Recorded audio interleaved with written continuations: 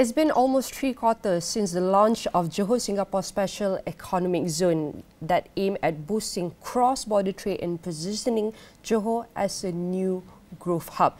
So, in this segment, we're going to take a deeper look. So, how much progress has been made and what is the next step?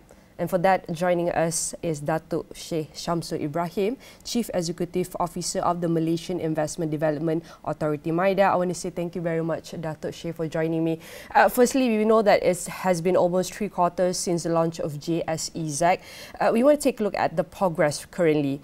How does the JSSEZ fit into the Malaysia a broader investment narrative, especially in the context of NIMP 2030 and the national reforms? Maybe you can share with us, Datuk. Thank you, Nina, for having me in the Astro AWANI interview session. To me, the Johor-Singapore Special Economic Zone, or famously known as JSSEZ, is our most strategic play in ASEAN. And ASEAN is exactly where global companies want to be. This area, as many of us are aware, spans over 3,500 square kilometers, right? And more than 4 times the size of Singapore. And this special economic zone is about combining Singapore's world-class connectivity and financial expertise, and with what Johor have, the land, resources, industrial growth potential. This is a genuine win-win that positions both countries to capture the next wave of global investment shifts. And we have set, the government has set clear goals, for this area, or JSSEZ. 50 projects within the first 5 years and 100 by 2035. Anchored across 7 flagship zones and 2 designated areas, stretching from Johor Bahru City Centre to Pengerang. These projects target high-impact sectors like advanced manufacturing, logistics, digital economy, green energy, food security, as well as tourism, to name a few. And each one directly supports NIMP 2030's mission, that are moving Malaysia further up global value chains, accelerating our net zero ambitions, building tech champions, and also creating high-value jobs for Malaysians. Crucially, the Johor State Government also has already rolled out key reforms to make this vision work on the ground. The Investment and Facilitation Centre Johor, or IMFCJ, is now a true one-stop centre, where they are cutting red tapes and making, approvals fast-tracking approvals. Local authorities are basically digitizing business licensing, streamlining land approvals, and also improving custom coordination, even creating task forces that resolve investor issues in real time. So to me, the message is very clear. This area is not just bilateral idea on paper. It is being implemented with reforms and facilitation that make Johor and Malaysia faster, more transparent, and also more competitive for global investors. As you mentioned, this is not only as a bilateral agreement on paper, but to upgrade Johor, Malaysia, Singapore to be more transparent and more resilient within the global view. From MIDA perspective, Datuk, what key progress has been achieved so far, and what are some of the level of interest in investment within the JSSEZ that MIDA has observed, both from Malaysia and Singapore investors? Not only that, but also the global player. Okay, from our perspective, this special economic zone has achieved remarkable progress in a very short span of time. It began with the MoU signed in January last year, which created 4 working groups. And MIDA plays a leading role in 2. Economic sectors and also ease of doing business. That reflects our mandate to attract and facilitate investments. And that foundation led to the formal signing of the JSSEZ agreement in January 2025. Yeah? And since then, the results speak for themselves.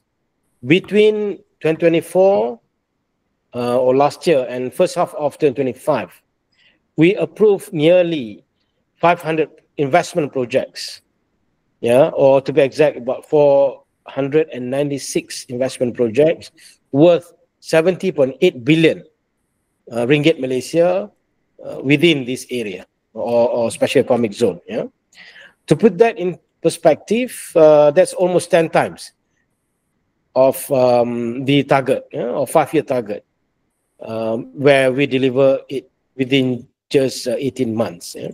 And even more encouraging, because we don't just talk about approvals here, we are also talking about implementation of projects. Yeah?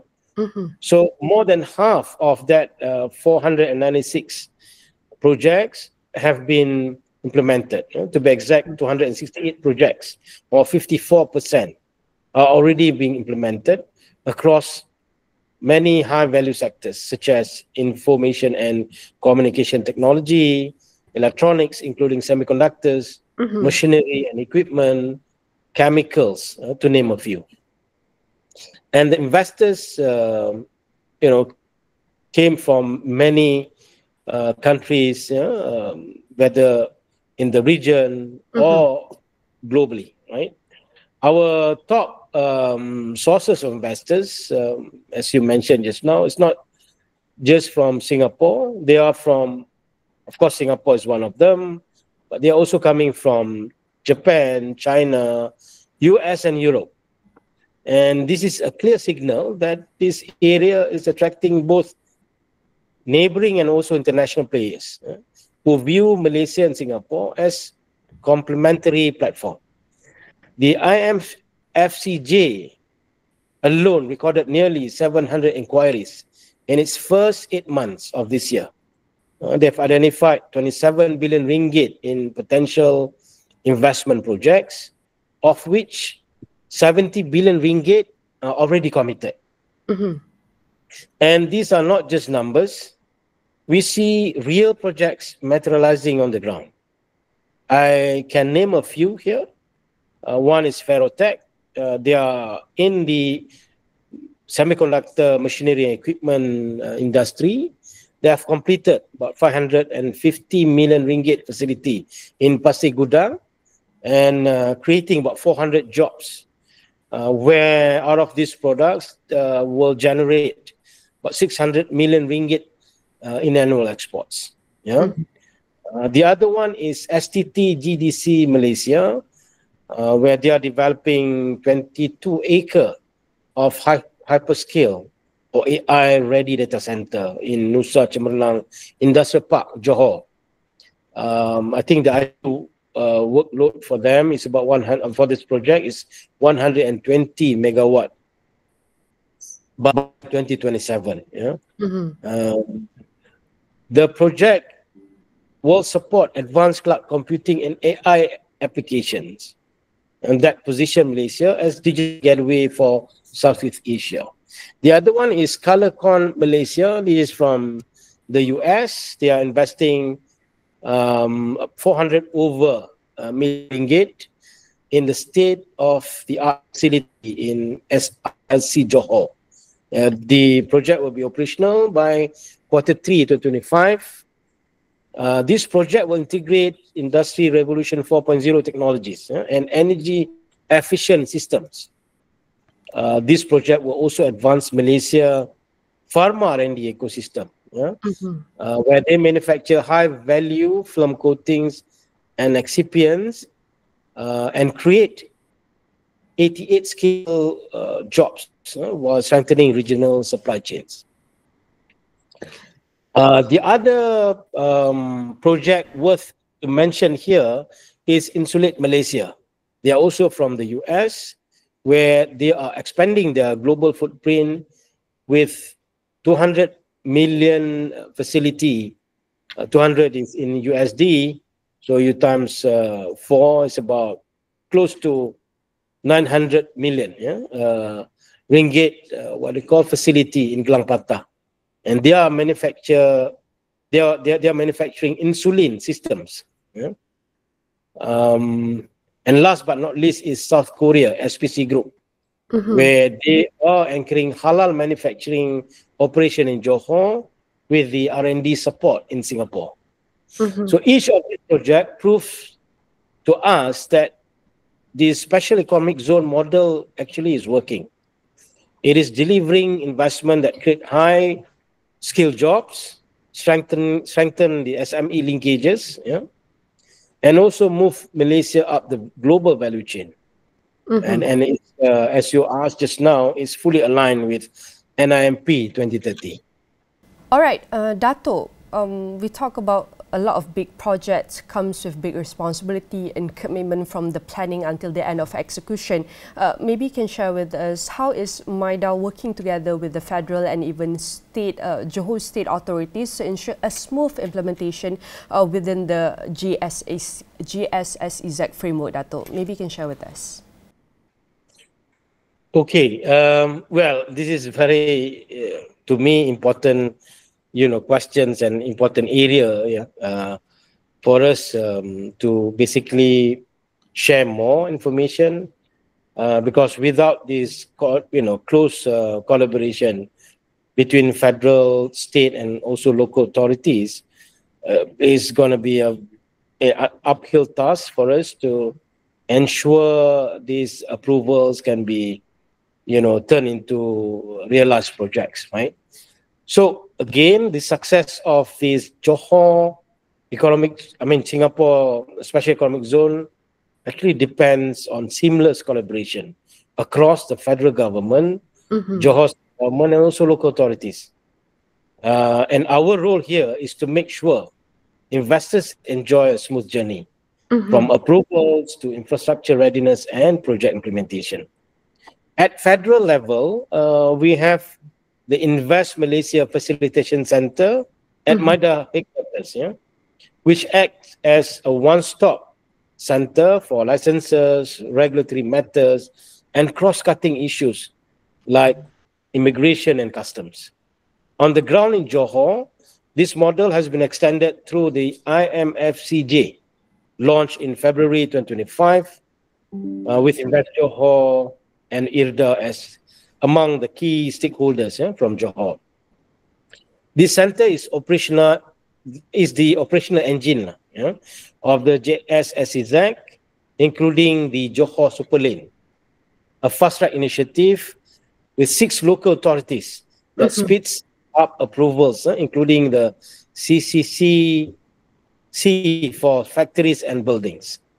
And beyond facilitation, we coordinate directly with utility and infrastructure providers, such as TNB, and also the Syarikat Air Johor, to resolve practical issues for companies. And because this is a bilateral effort, we work closely with the Singapore side as well. Our key stakeholders in Singapore, which include the Ministry of Trade and Industry Singapore, our counterpart EDB Singapore, and also Enterprise Singapore. And to them, they have this JSSEZ project office that complements our work by supporting Singapore-based companies or foreign companies that are operating in Singapore who wish to expand into Johor. So looking forward, this mechanism like IMFCJ and Johor Super Lane are not just designed to solve today's issues, but to institutionalize a predictable, transparent, and investor-friendly environment as the area grows. We know that JSSEZ is a move beyond being a close neighbour, deepen bilateral ties, but it's also to being a co-creator of a shared economic space, and also both countries can grow and be together be a stronger hub in ASEAN and the regional level. But Datuk, we know we need a good collaboration between both of the countries. So what are some of the key programs to promote JSSEZ within the global context, especially to Japan and China? Maybe share with us some of the outcomes. Well, since January this year, we've been actively promoting this area, right? Through our MIDA overseas offices. We work hand in hand with the Johor State Government, where we engage government agencies, business chambers, industry association, and multinational companies to highlight these opportunities that Special Economic Zone brings to them, right? So in total, we have about 10 of our overseas centers across 8 countries that have implemented 33 promotional programs, where these programs have already reaching out to more than 4,000 industry leaders worldwide. The efforts span all major markets, which include US, UK, Australia, Japan, South Korea, China, India, and Singapore as well. Some of the highlights, like Tokyo, we have this standalone Johor-Singapore SEZ seminar, where we do this together with Sumitomo Mitsui Bank Corporation. Mm-hmm. That is for the Japanese investors. In China, we do events in Guangzhou, Beijing, and Shanghai. Plus joint promotion with Singapore EDB in Ningbo and Wuxi cities. And in Singapore, this is the most intensive or extensive outreach. We have already implemented 10 programs that garner more than 2,000 participants. Some of the events that we do this, what they call briefing and seminar, including SMF Manufacturing Day and Standard Chartered Malaysia, Singapore cross-border event. We also do this program in India, as I said earlier, US, Australia, UK, and South Korea. And just yesterday, I actually met with the delegate, business delegate from Wuxi City, 11 companies altogether, where they are involved in advanced manufacturing, equipment for semiconductor industries, where they are now looking at Johor. Many of them are actually looking at Johor. Some of them are still looking around whether Kuala Lumpur, Penang can be their what they call location for their operation, right? So to me, the results are clear for us to raise investor awareness and deeper Malaysia-Singapore collaboration in markets, and also active pipelines, especially from Japan, China, and Singapore, where we are now exploring concrete projects in Johor through this special economic zone. And this some of the overseas key programs to promote, and probably what some of the milestones that we can expect over the next year, Datuk. Maybe share with us what some of the future planning, and will there be more batch of investor will be announced soon? Okay, as we approach the first anniversary of this JSSEZ, I mean, definitely we are proud of the progress so far, but even more focus on what comes next. This area is already proof that Malaysia can implement complex cross-border projects, and that our reforms are not just promises, but actions bring results. In the near term, More project announcements are on the way. We are working with investors in many areas or industries like advanced manufacturing, logistics, digital economy, green industries, medical devices, with several projects in final stages. A strong interest is coming from Singapore, Japan, China, Hong Kong, and Taiwan. And a key upcoming milestone is the second JSSEZ Joint Investment Forum on 14 October 2025 at Marina Bay Sands. Yeah?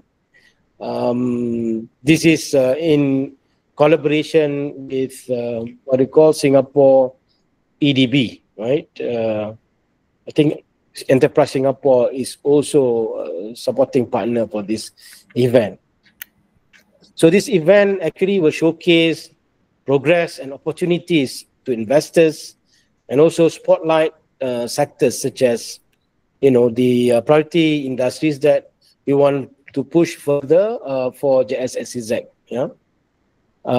Looking ahead in the next 3 to 5 years, the focus will be on deepening supply chain integration, strengthening ecosystems in semiconductors, green technology, smart manufacturing, to name a few, and this will position the JSSEZ as the hub for companies serving Malaysia, Singapore, and the wider ASEAN market.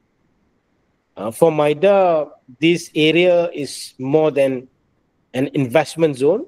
It is a symbol of Malaysia's broader commitment to efficiency, innovation, and regional integration.